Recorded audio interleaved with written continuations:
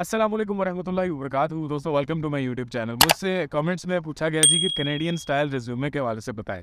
वाकई में ये एक बहुत ही इंपॉर्टेंट फैक्टर है, क्योंकि जब आप कनाडा में स्टेप इन करते हैं ना आजकल के दौर में, क्योंकि पीछे रिसेशन चल रही थी, अभी भी उसके कुछ असरात जो हैं वो देखने में आ रहे हैं। यानी कि जॉब हासिल करना ना आजकल के दिनों में स्पेशली थोड़ा हार्ड होता जा रहा है, स्पेशली फॉर न्यू कमर्स। ठीक है, उसके डिफरेंट पैरामीटर्स हैं, डिफरेंट फैक्टर्स हैं, और उसमें सबसे इंपॉर्टेंट है जी रिज्यूमे। तो सबसे पहले ना हम रिज्यूमे के हवाले से बात करते हैं। मैं जब यहाँ पर आया ना दोस्तों, तो मैंने यहाँ पर इंडीड की डिफरेंट ऐप्स जो होती हैं, ठीक है, ज़िप रिक्रूटर का लिया, लिंक्डइन का लिया, लेकिन पता नहीं था कि इसको यूटिलाइज कैसे करना है, कि इन ऐप्स में हमने जॉब्स को कैसे विन करना है। मैंने एक टिपिकल सा अपना वही पाकिस्तानी रिज्यूमे उठाया और उसको क्या किया, इंडीड पे अप्लाई करना शुरू कर दिया। आप इंडीड पे इसी तरह से ज़िप रिक्रूटर वगैरह पे और लिंक्डइन पे आप देखते हैं कि वन क्लिक आप अप्लाई कर सकते। और तक जॉब सामने आती थी, बगैर देखे जनाब उसी रिज्यूमे के साथ क्लिक कर दिया, क्लिक कर दिया, और यूँ तकरीबन ना 2 वीक्स में करता रहा, कोई रिस्पॉन्स नहीं आया। मैं परेशान भी हुआ यार, मैंने कहा पता नहीं ये चल क्या रहा है, ठीक है, ये हो क्या रहा है, मुझे समझ नहीं आ रही। मैं क्वारंटीन में भी था, मैं ऐसी चीज़ में खुश हो रहा था कि मैं जॉब्स के लिए अप्लाई कर रहा हूँ,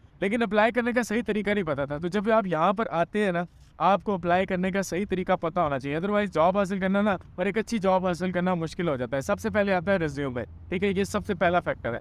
अब मैं क्या करना था, मैंने वही टिपिकल सा मेरा रिज्यूमे था जिसमें लंबी चौड़ी क्वालिफिकेशन थी, कुछ जॉब का एक्सपीरियंस थोड़ा सा मैंने ऐड किया हुआ था। तो मेरा वही टिपिकल रिज्यूमे था, लंबा चौड़ा जो है ना मेरा स्टडी का सेक्शन था, मैंने ये पढ़ा हुआ है, ठीक है, और इसके साथ कुछ सर्टिफिकेट्स ऐड किए हुए थे, थोड़ा बहुत जॉब का एक्सपीरियंस जो कि बैक होम था वो मैंने ऐड किया हुआ। तो मैं अप्लाई करता जा रहा था, कोई रिस्पॉन्स नहीं आ रहा था। मैं 14 दिन के क्वारंटीन में था, और जिस घर में मैं रह रहा था ना वहाँ पर लकीली ना एक HR भी रहता था। तो मैंने जब उसको ये बात बताई कि यार मैं ना परेशान हो रहा हूँ, क्योंकि मेरा जो है वो घर के अंदर रहने का क्वारंटीन का दौरानिया ख़त्म होने वाला है, मुझे जॉब भी नहीं मिल रही, अभी तक कोई रिस्पॉन्स नहीं आया। तो उसने कहा तो मुझे अपना रिज्यूमे दिखाओ।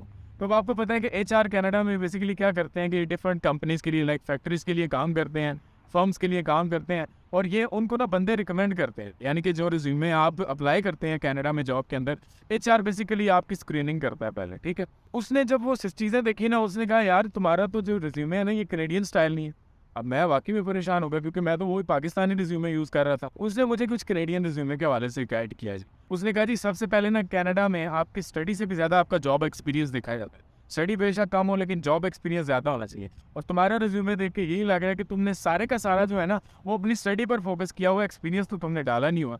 क्या कनाडा में क्या किया? मैंने कहा अभी तक तो कुछ नहीं किया। उसने कहा लेकिन फिर भी ना जो बैक होम किया ना उसको थोड़ा सा बढ़ाओ। किया तो है ना काम? मैंने कहा जी बिल्कुल किया हुआ है। उसने कहा उसको थोड़ा सा बढ़ाओ और अपनी स्टडी को ना रिलेटेड करो। वो कहते हैं देखो एक जॉब है पाकिस्तान में या इंडिया में, हम क्या बैक होम करते हैं कि यार जो जॉब होती है ना, हमें जो जॉब की जाती है हम उससे ओवर क्वालिफिकेशन डाल देते हैं।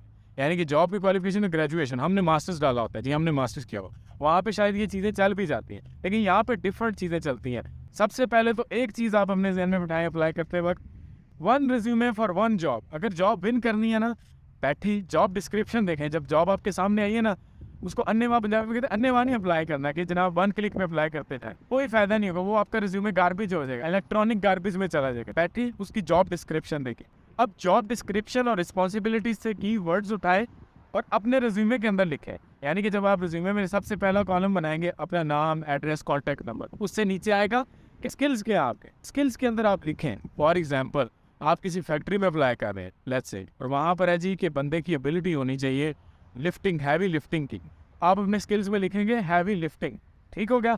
फिर इसी तरह से उसमें लिखना होना चाहिए जी कि स्ट्रॉन्ग इंटरपर्सनल स्किल्स या स्ट्रॉन्ग कम्युनिकेशन स्किल्स, तो आप अपने स्किल्स में लिखेंगे स्ट्रॉन्ग कम्युनिकेशन। फिर उसमें लिखा होगा जी कि ability to work under supervision, तो आप लिखेंगे कैन वर्क अंडर सुपरविजन। ये अपने स्किल्स में लिखें कि मेरे ये स्किल्स हैं, ठीक है। इसी तरह से जो टेक्निकल टर्म्स है, फॉर एग्जांपल आप किसी लैब में अप्लाई कर रहे हैं, तो माइक्रोबायोलॉजी की लैब है, ठीक है, तो वो कहता है जी कि माइक्रोबियल एनालिसिस आना चाहिए आपको, आप अपने स्किल्स में लिखेंगे माइक्रोबियल एनालिसिस। जो जो चीज़ें जॉब डिस्क्रिप्शन में दी हुई हैं और आपको लगता है यार ये आपको आती है, वो अपने स्किल्स में लिखें। स्किल सेट के बाद आप अपना वर्क एक्सपीरियंस लिखेंगे, जहाँ जहाँ काम किया है ना एक एक चीज़ लिखें। अगर उसी जॉब से रिलेटेड कुछ काम किया हुआ है ना उसको ज़रूर हाईलाइट करें। जब तक ये नहीं करेंगे ना मुश्किल हो जाता है कि आपका रिज्यूमे जो है ना वो HR की नज़र में आए। सबसे ऊपर आपकी इन्फॉर्मेशन, नीचे स्किल्स, स्किल्स में कीवर्ड्स डिस्क्रिप्शन से लेकर डालें कि आपको ये काम आता है। फिर अपना आप लिखेंगे कि जो जो आपने किया हुआ है, ठीक है, जॉब एक्सपीरियंस लिखेंगे। उसके बाद आ जाती है क्वालिफिकेशन। यहाँ पर याद रखिएगा जो जॉब की क्वालिफिकेशन दी गई है ना उससे रिलेटेड क्वालिफिकेशन डालनी है। यानी कि फॉर एग्जांपल उसने कहा जी हमें 10th ग्रेड का बनना चाहिए, आप 10th ग्रेड वहाँ पे लिखेंगे, या ज़्यादा से ज़्यादा 12th लिख देंगे। ओवर क्वालिफाइड बंदे को यहाँ पर नहीं रखते। ओवर क्वालिफिकेशन नहीं लिखती, बेशक आपकी मास्टर्स है, जॉब से रिलेटेड आपकी एजुकेशन होनी चाहिए, डिप्लोमास आपके जॉब से रिलेटेड होने चाहिए, तभी आपकी दाल गलती है। क्योंकि यहाँ पर एचआर क्या करता है, एक कंपनी ने यहाँ पर जॉब निकाली है, फॉर एग्जाम्पल 10 सीटें, उसके लिए अप्लाई करती है 120 बंदों ने। अब एचआर के पास यहाँ पर सिस्टम होता है, वो क्या करता है कि 120 अगर रिज्यूमे आ गए ना, वो खुद उनको बैठ के पढ़ना नहीं शुरू करता, बल्कि वो डालता है उनको कंप्यूटर के अंदर, सिस्टम के अंदर। अब यहाँ पर क्या होता है, जो चीज़ें जॉब डिस्क्रिप्शन में दी होती है ना कि हमें इस जॉब के लिए ये पता चाहिए, तो वहाँ पर अगर आपके रिज्यूमे में उससे रिलेटेड कोई कीवर्ड है तो वो आपका रिज्यूमे पिक किया जाता है और वो एचआर के सामने जाता है, फिर एचआर उसको स्टडी करता है। अदरवाइज अगर आपके स्किल्स जॉब डिस्क्रिप्शन से मैच नहीं करते ना, तो आपको ना आपका रिज्यूमे पहले पॉइंट पर, पहले स्टेप पर रिजेक्ट हो जाएगा। फिर अपने लैंग्वेज स्किल्स ज़रूर लिखें, सारी लैंग्वेजेस डालें, इंग्लिश डालते हैं, उर्दू डालते हैं, पंजाबी आती है, हिंदी आती है, सारी लैंग्वेजेस ऐड करें। कुछ सर्टिफिकेशन है, देखें यहाँ पे छोटे छोटे सर्टिफिकेट बड़े मैटर करते हैं। लाइक देखें, आप किसी बड़ी फैक्ट्री वगैरह में अप्लाई करें, बेशक किसी अच्छी पोस्ट के लिए करें, आपके पास फर्स्ट एड एंड सीपीआर का सर्टिफिकेट है ना, तो उसका भी फायदा होता है। अगर इस तरह के सर्टिफिकेट्स हैं आपके पास तो वो ज़रूर ऐड करें, जो छोटे छोटे वर्क प्लेस पे आपको ना फ़ायदा देते हैं। तो ये है कैनेडियन स्टाइल रिज्यूमे। मैं इसको ना यहाँ पर डिस्क्रिप्शन में लिंक भी दूंगा, एक रिज्यूमे अटैच करूँगा जो मुझे उस एचआर ने दिया था, ठीक है, ताकि आपको मज़ीद आइडिया हो जाए कि यार कैनेडियन रिज्यूमे किस तरह से काम करता है और किस तरह से कनाडा के अंदर जो है एक अच्छा रिज्यूमे बना के आप जॉब हासिल कर सकते हैं।